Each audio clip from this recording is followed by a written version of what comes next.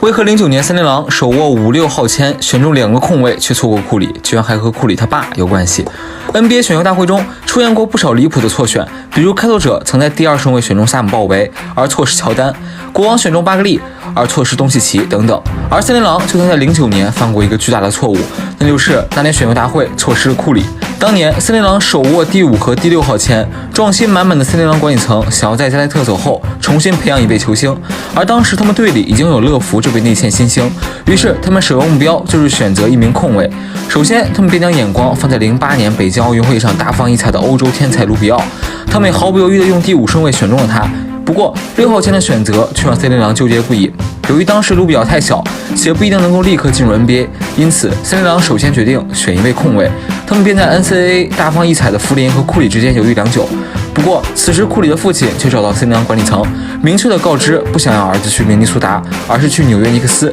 加上森林狼管理层认为库里身材太过瘦弱，偏分位的打法也与他们选择控卫的目标不符，因此他们便用6号签摘下了福林。于是森林狼管理层便犯了一个足以让后世耻笑的错误，连续握有2个选秀权选择控卫，却错失了库里。这也难怪为何他们连续10几年未曾打进季后赛了。